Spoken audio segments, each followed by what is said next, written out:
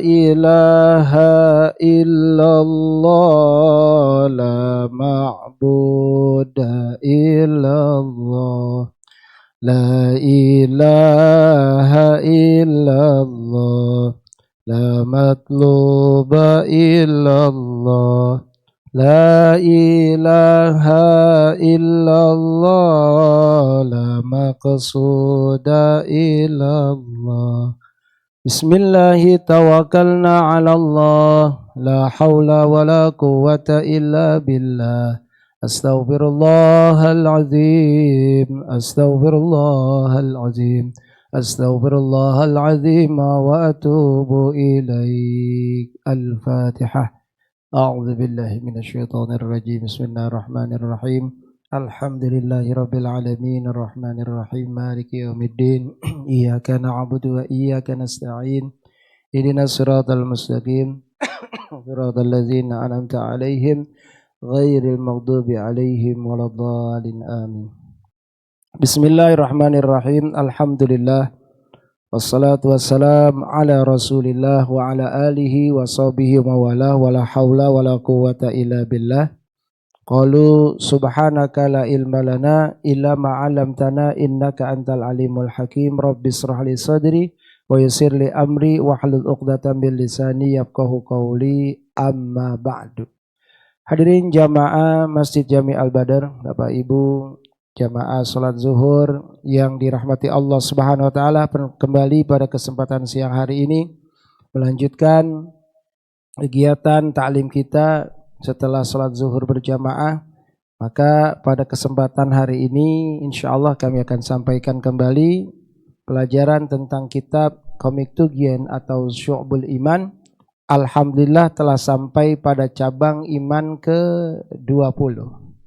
Bismillahirrahmanirrahim. Qala al-musannif rahimakumullah wa nafa'ana bi'ulumihi fi dharain. Amin ya rabbal alamin. Wa syu'batul 'ishruna at-taharatu.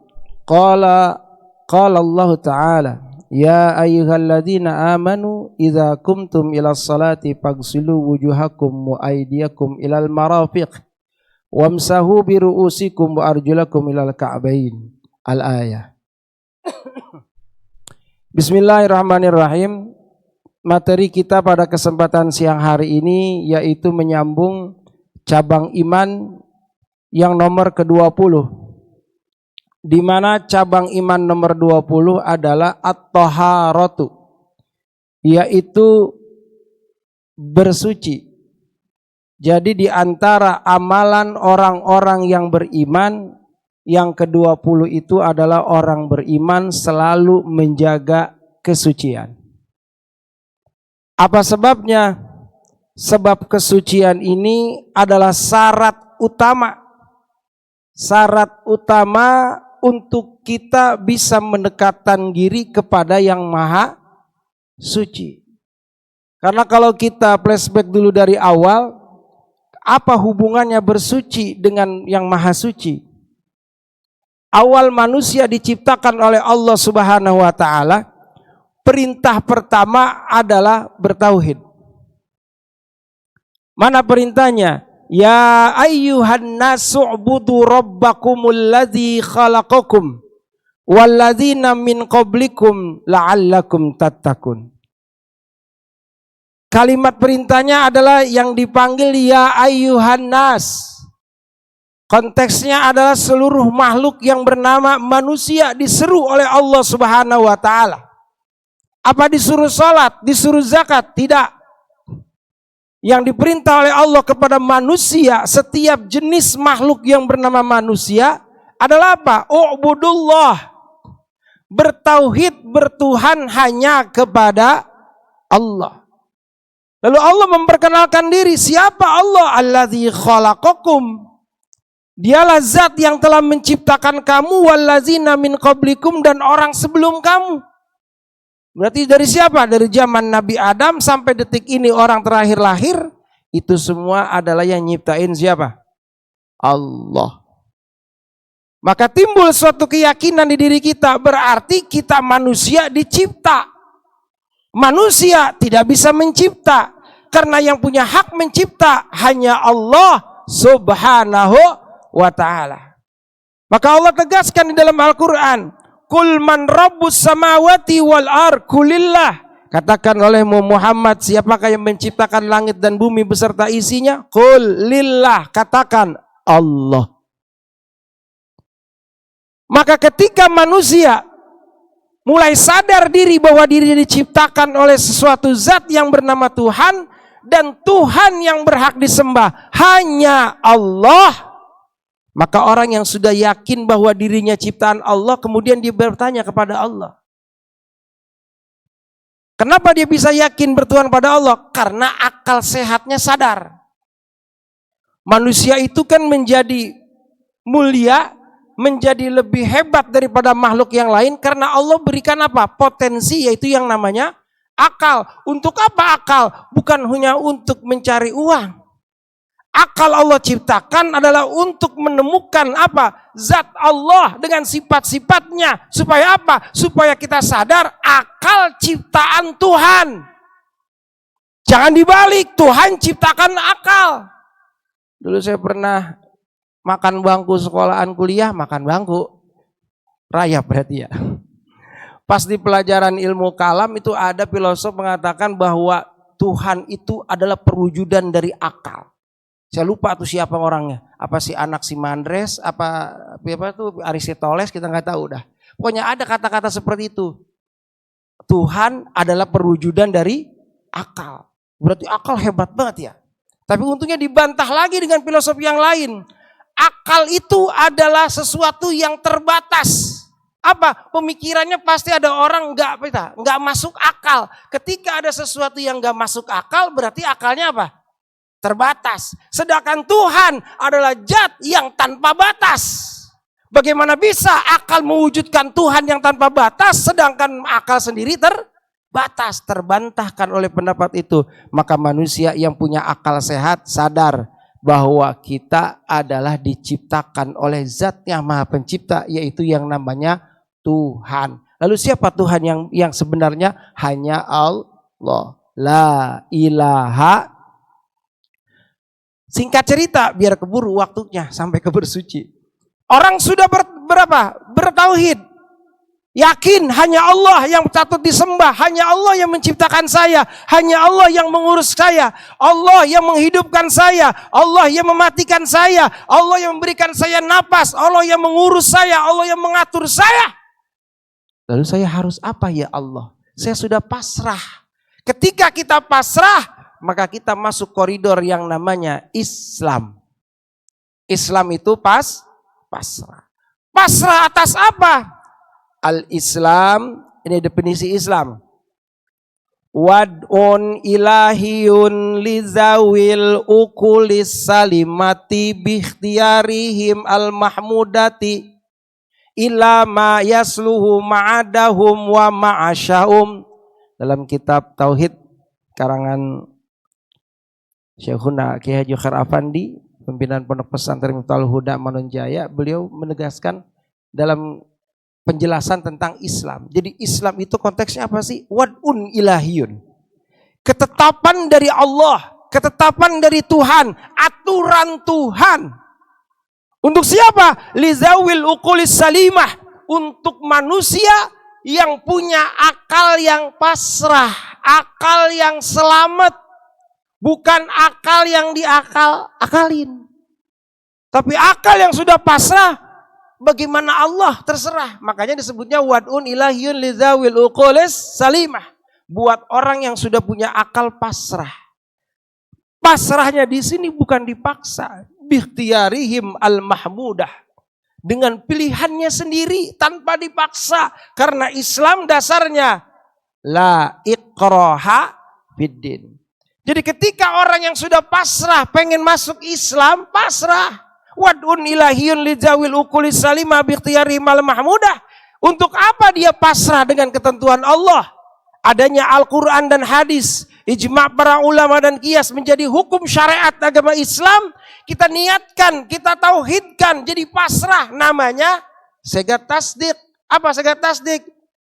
Tekad kita membenarkan tentang ketentuan Allah. Raditu billahi rabba wabil islami dina wabi Muhammadin nabiyya wa rasula wabil qur'ani imama wabil mu'minina ikhwana. Kita bersaksi di hadapan Allah, kita berjanji kepada Allah. Setelah kita menyatakan diri bertuhan hanya pada Allah, jangan cuma bertuhan doang, tapi harus pasrah dengan aturan Tuhan. Sekarang banyak orang yang ngaku beriman tapi amalan imannya nggak mau dilaksanakan. Lalu di mana letak keimanannya? Makanya kita belajar tentang cabang-cabang iman.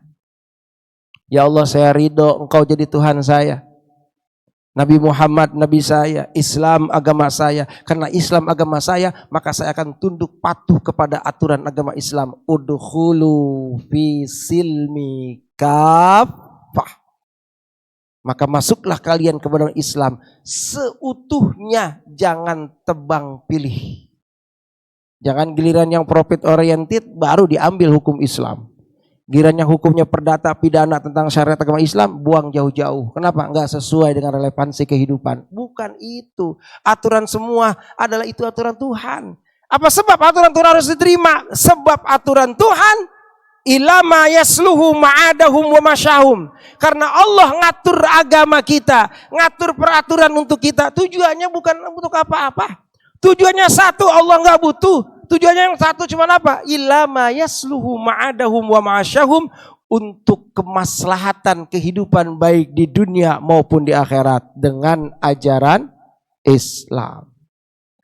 Maka perintah ajaran agama ini kita jalankan.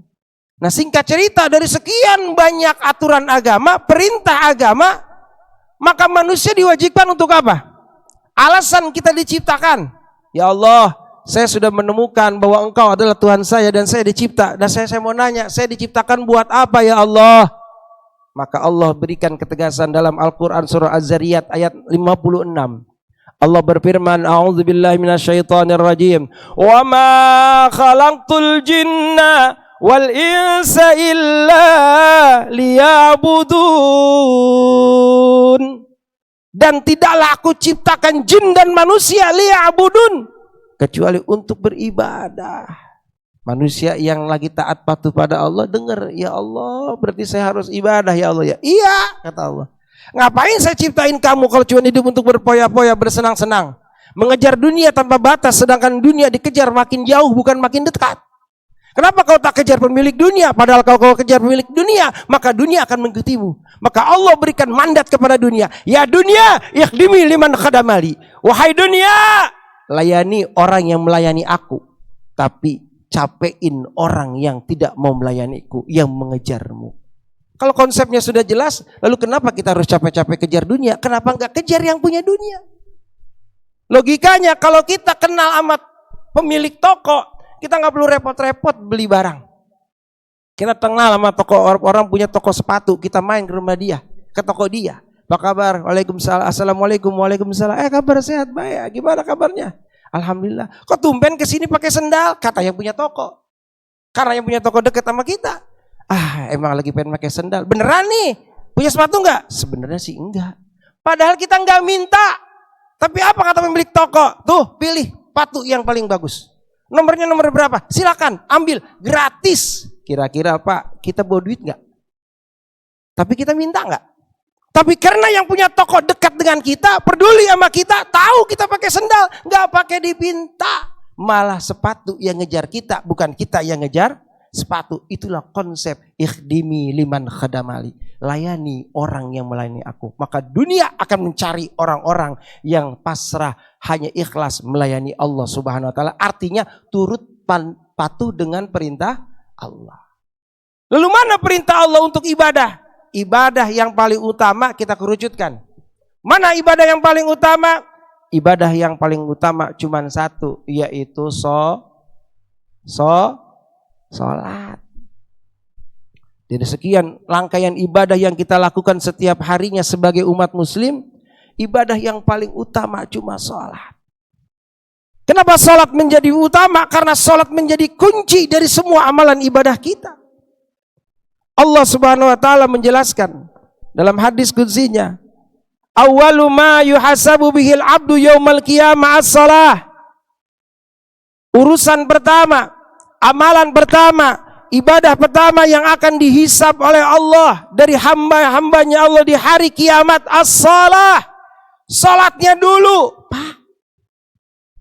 Salatnya dulu. Kenapa salatnya dulu? Karena salat jadi kunci amalan semua ibadah kita. Maka fa'in salahat salaha lahu sairu amali. Kalau salatnya bagus, rapih, tertib, sesuai dengan syarat rukunnya salat, dijalankan dengan khusyuk, tidak terburu-buru, maka salahat sairu amali, maka seluruh amalnya pun akan ikut jadi baik. Tapi fa'in fasadat, jikalau itu salat rusak, mana rusak? Syarat rukunnya tak terjaga, khusyuknya nggak ada, ilmunya nggak dipakai, fikih nggak mau dipelajarin, yang penting saya salat, maka fasada sairu amali, rusak semua amalan ibadahnya gara-gara salatnya rusak. Lalu timbul pertanyaan, terus gimana cara kita kudu salat? Ya Allah, saya hamba-Mu ya Allah. Ya Allah, Kau perintahkan aku hanya untuk ibadah ya Allah. Ya Allah, Kau tentukan ibadah yang paling utama adalah salat ya Allah. Ya Allah, bagaimana caranya saya harus salat ya Allah?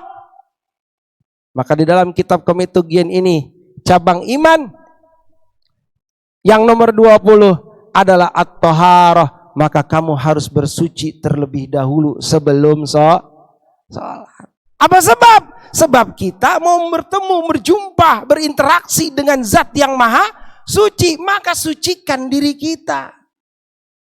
Maka Allah Subhanahu wa taala berfirman dalam surah Al-Maidah ayat 6, ya ayyuhalladzina amanu idza kumtum ilas salati faghsilu wujuhakum wa aydiyakum ilal marafiq. Al-ayah.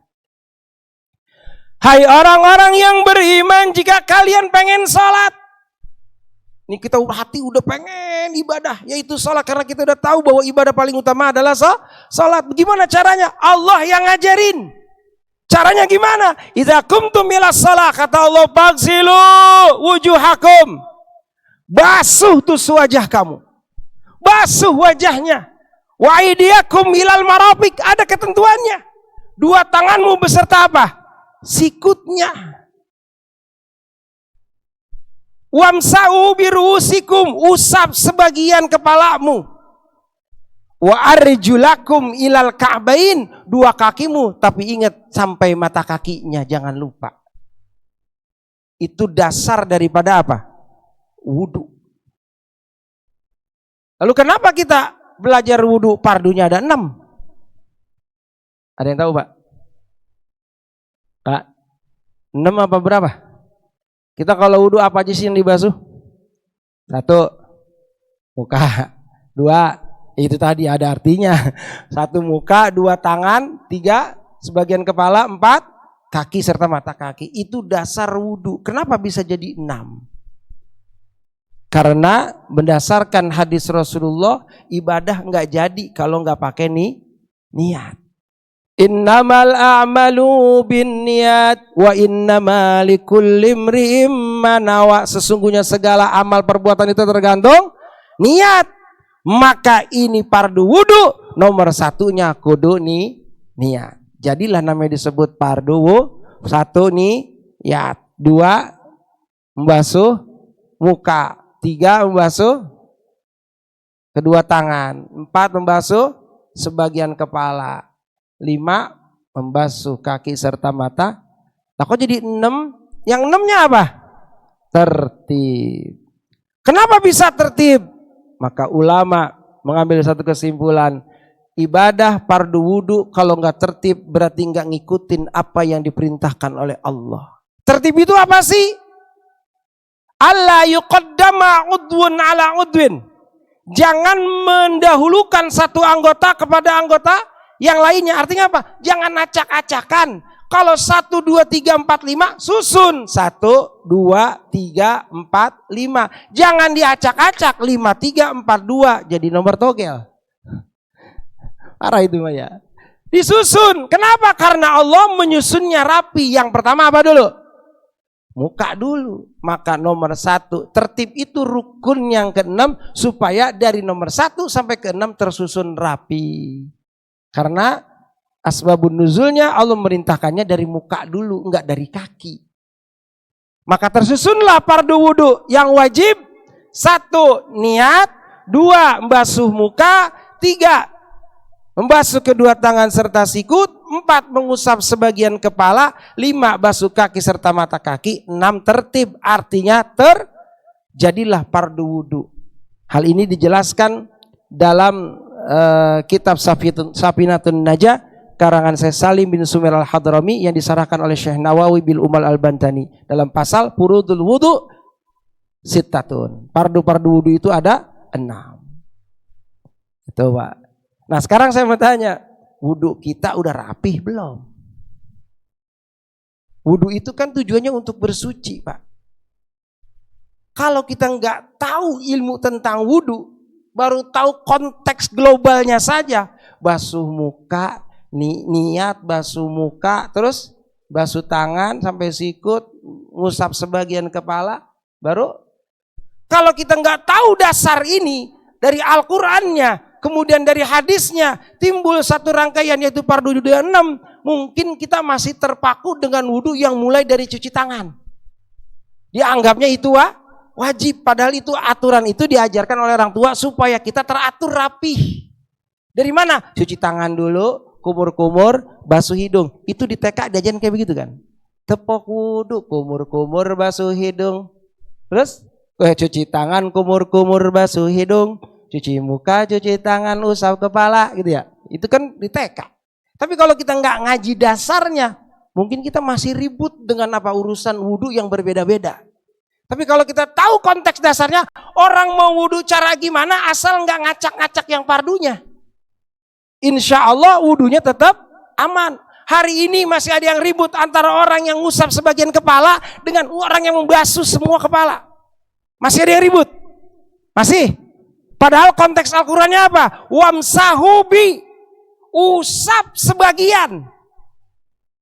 Biruusikum, bukan usap semua pala. Tapi yang ngusap semua pala enggak salah, Pak. Yang ribut siapa? Yang kagak ngaji. Hari ini orang ribut masalah furu'iyah gara-gara satu, kagak ngaji. Kenapa enggak ngaji? Udah ngerasa pinter, jadi enggak mau ngaji. Kalau orang belum pinter, masih terus pengen ngaji. Maka Al-Imam Syafi'i mengatakan jika kita mempelajari satu ilmu, meskipun kita udah belajar ribuan kali dengan bab yang sama, ketika kita belajar dengan satu ulama, kita tahu ilmu itu. Jangan dibilang kita udah pernah. Anggap kita baru belajar. Untuk apa? Litabaruk. Untuk mengambil keberkahan satu ilmu. Ilmu bukan punya ulama. Ilmu punya siapa? Allah. Saya kayak gini bukan karena saya pinter. Alhamdulillah wifi-nya kencang di kepala. Coba kalau Allah mampetin otak saya. Boro-boro saya bisa ngomong. Cengok be. Tapi alhamdulillah karena ditugaskan dan saya cuma sejak takriman wa ta'ziman memuliakan dan mengagungkan majelis ilmu, bismillah. Alhamdulillah ini ada yang hurufnya kagak ada rambutnya, namanya Arab botak. Ya jadi kebaca. Padahal ya persiapan maka agak namanya juga badal, ya Pak ya. Wudunya mah ini udah keringat dingin buntek kali ya. Artinya apa? Fikih itu harus dipelajarin. Kenapa? Karena al-fikih tujuannya apa? Untuk mensahkan ibadah kita. Al-ilmu litashihil ibadah. Dan cabang ilmu fikih adalah ilmu yang paling utama dalam konteks kita untuk beribadah. Kata Ibnu Ruslan dalam kitab Zubadnya, tafaqqa fa innal fikha afdalu qaidin. Belajar fikihlah kalian. Karena sesungguhnya ilmu fikih itu adalah paling abdol-abdolnya qaid atau cabang ilmu agama. Untuk apa? Untuk ketika kita menjalankan ibadah yang paling utama sholat, tahu cara bagaimana kaifiyah beribadah pada Allah. Di antaranya bersuci dengan berwudu. Mungkin saat ini kita masih belum ketemu sholat yang khusyuk. Kenapa? Mungkin wudhu kita ada yang kurang. Kita kupas sedikit aja ya. Ntar sisanya ngaji lagi kapan waktu. Oke?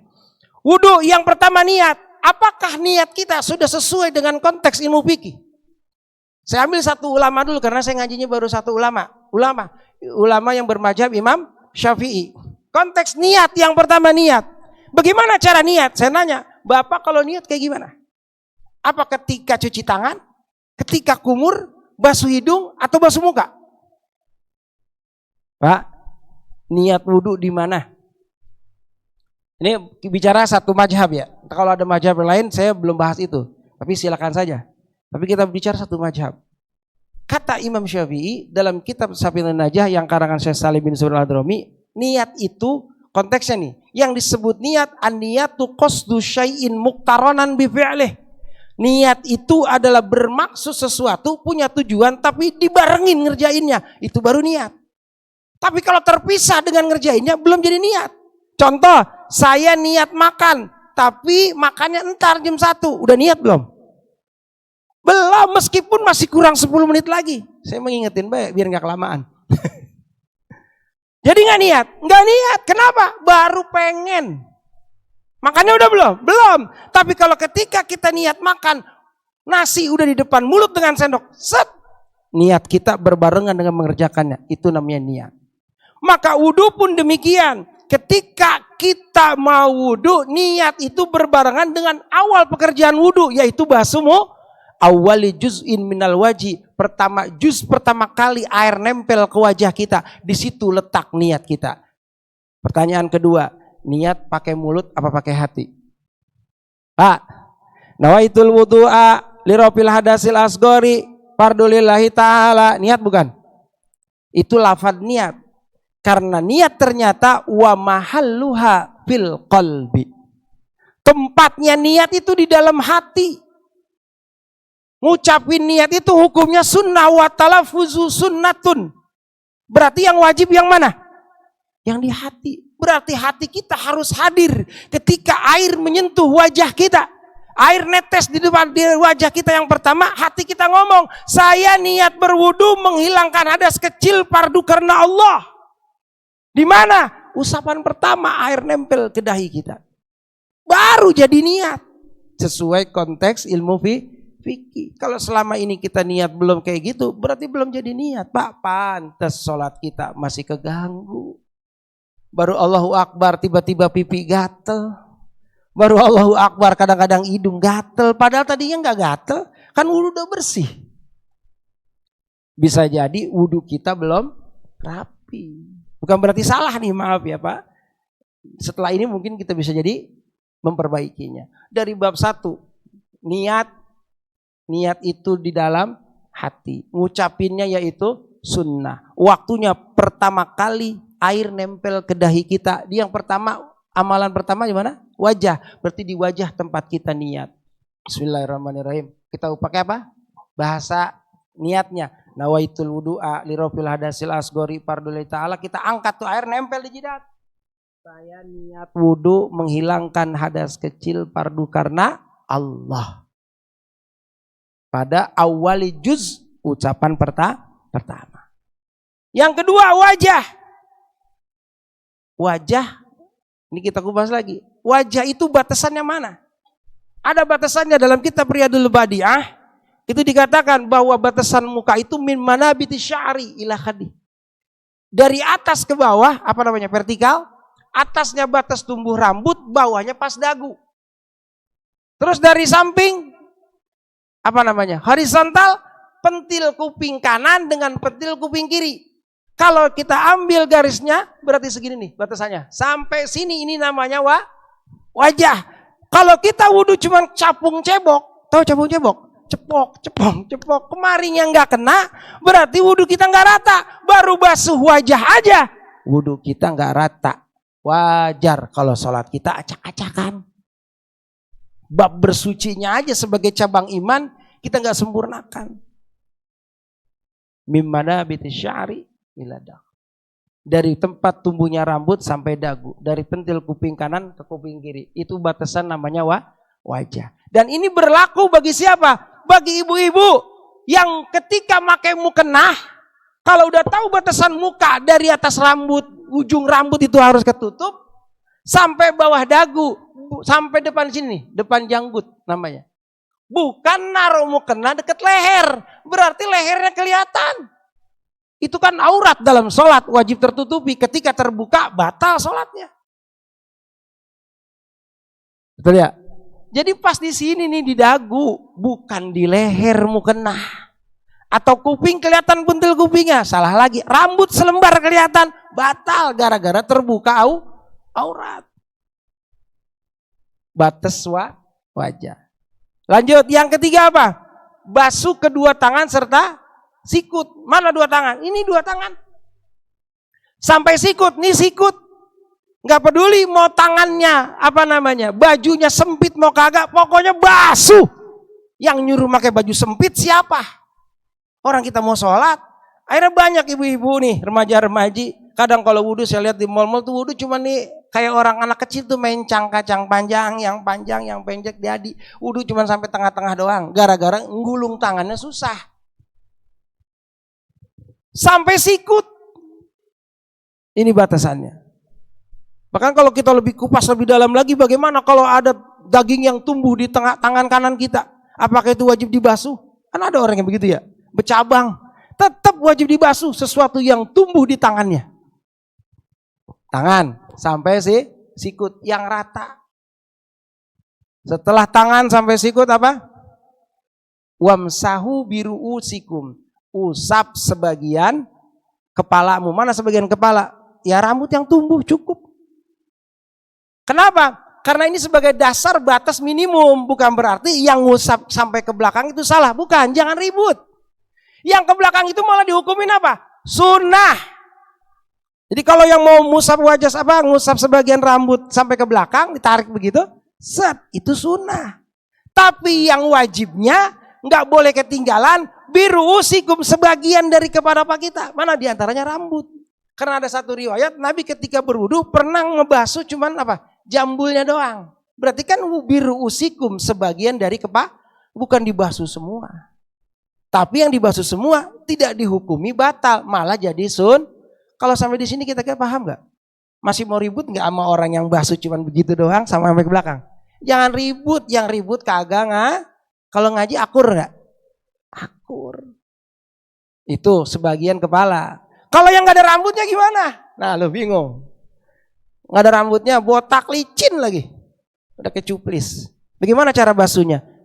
Seukuran tempat tumbuhnya rambut. Jadi usap aja sebagian kepala, kira-kira di sini ada rambut. Makanya disebutnya biru'usikum, sebagian dari kepala. Bahasa orang Depok, embun-embunan. Embun-embunannya usap gini nih. Yang kalau masih bayi, ini masih lembek kepala, itu yang kita basuh. Meskipun nggak ada karena masuk sebagian kepala. Lanjut, kita singkat aja. Yang keempat apa? Membasuh kaki serta mata kaki. Balik, kenapa dibasuh? Sedangkan tadi kepala cuma diusap, kalimatnya beda. Di sini ada dalam ilmu nahwu shorof, wa arjulakum, ini wawunya balik ataf yang pertama. Wamsahu Faksilu wujuhakum wa arjulakum ilal ka'bain. Diputus dengan wamsahu biru'usikum. Biru'u bermakna sebagian. Balik lagi wa arjulakum, wawunya balik ke faksilu. Berarti apa? Iksil, cuci, basuh, digosok, bukan air ditendang-tendang. Ada yang begitu ya? Tendang-tendang air keran ya. Basuh, orang disuruhnya faksilu. Asal kata dari apa? Wagsilu arjulakum ilal ka'bain. Basuhlah kakimu serta mata kakimu. Jadi dibasuh Pak, sela-selanya, jari-jarinya. Diangkat basuh pakai tangan, jangan ditendang-tendang baik. Yang keenam tertib, artinya teratur. Dari niat basuh wajah, basuh tangan, usap kepala, basuh kaki serta mata kaki, semuanya harus tertib. Maka wudhu kita secara syariat sah. Berarti kebersihan yang mutlak secara syariat yang mana? Zahirnya bersih. Lalu bagaimana cara bersihin batin kita dengan wudhu kita? Ternyata wudhu itu bisa bersihin batin kita. Kenapa? Karena wudhu itu mensucikan bukan hanya sekedar badan tapi juga maka wudhu ada doanya. Kita diajarkan cuci tangan. Bapak basuh mulut, basuh hidung, semua ada doanya. Supaya apa? Sampai doa ini nanti di akhirat kita ke bawah. Allahumma a'inni ala zikrika wa syukrika wa husni ibadati atau apa? Allahumma a'inni ala qiraati kitabika wa kasrati zikrika. Ya Allah, jadikan mulut ini bisa membaca Qur'anmu, kitabmu dan selalu menyebut namamu. Doa bukan? Maksudnya kemana? Ke badan apa ke hati? Hati.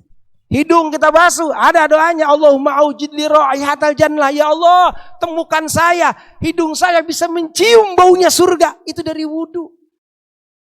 Bukan fikih, tasawuf. Larinya kemana? Batinnya. Maka wudu itu ada efek samping untuk batin. Lalu kemudian kita wajah setelah niat, apa doa wudu? Basuhan yang kedua kita baca, Allahumma bayyid wajhi yauma tabyadu wujuh wa la tusawwid wajhi yauma taswad wujuh. Ya Allah, putihkanlah wajahku seputih orang-orang yang kau putihkan wajahnya di hari yang kau putihkan. Jangan kau hitamkan wajahku di dunia maupun di akhirat, meskipun di dunia hitam, tapi di akhirat jangan ya Allah. Seperti orang yang kau hitamkan wajah-wajahnya di akhir-akhir. Dari basuh muka aja udah ada doanya. Basuh kedua tangan, ya Allah, Allahumma tini kitabi biyamini wa hasibni hisaba yasira. Coba itu doa. Ya Allah, berikanlah kitab amalanku ya Allah dari tangan kanan ini ya Allah dengan hisab yang mudah. Kita basuh tangan kiri, ya Allah, Allahumma inni a'udzubika an tu'tiya kitabi shimali aw wara'a zahri. Ya Allah, aku berlindung padamu, jangan kau berikan kitabku dari tangan kiriku atau dari belakang pundakku. Karena riwayatnya ditembuskan dari belakang dada kita, orang yang mendapatkan kitab dari tangan kirinya. Kita berlindung pada Allah. Itu rahasia wudu, Pak. Tauhidnya ada, fikihnya ada, tasawufnya juga. Tergantung kita mau make apa kagak. Begitu intinya, Pak. Dah begitu, Pak ya. Mohon maaf segala kekurangannya. Intinya cabang iman nomor 20 at-thaharah, amalan orang beriman harus sering-sering bersuci. Di antara bersuci yang paling utama yaitu berwudu. Maka ketika berwudu, pakai aturan wudu yang baik dan benar sesuai ilmu fikihnya. Agar wudu kita dapat berdampak positif ketika kita sholat, wudu kita menjaga sholat kita, maka sholat kita insya Allah menjadi sholat yang diterima oleh Allah. Amin ya rabbal. Mudah-mudahan ada manfaatnya. Mohon maaf atas segala kekurangan dan kehilafannya. Aqulu qauli hadza wa astaghfirullahalazim li wa lakum wa lisairil muslimin wal muslimat wal mu'minin wal mu'minat. Al-Fatihah. A'udzu billahi minasyaitonir rajim. Bismillahirrahmanirrahim. Alhamdulillahi rabbil alamin arrahmanir rahim maliki yaumiddin. Iyyaka na'budu wa iyyaka nasta'in. Ihdinas siratal mustaqim. Siratal ladzina an'amta 'alaihim ghairil maghdubi 'alaihim waladdallin. Amin. Allahumma shalli 'ala sayyidina Muhammad wa 'ala sayyidina Muhammad. Allahumma rabbina fa'na bima alamtana rabbi alimna lazi yanfa'una rabbi faqina wa faqih ahlana wa qarabati lana fi dinina tawassalna bi ta'allumin tawassalna bi ta'limin antarzuqana wasi'an antarzuqana al-amana. Allahumma inni ala zikrika wa syukrika wa husni ibadatik. Subhanakallahumma bihamdika asyhadu an la ilaha illa anta astaghfiruka wa atubu ilaik. Sallallahu alaihi wasallam Muhammadin wa ala alihi washabihi ajmain walhamdulillahi rabbil alamin. Billahi taufiq wal hidayah. Wassalamualaikum warahmatullahi wabarakatuh.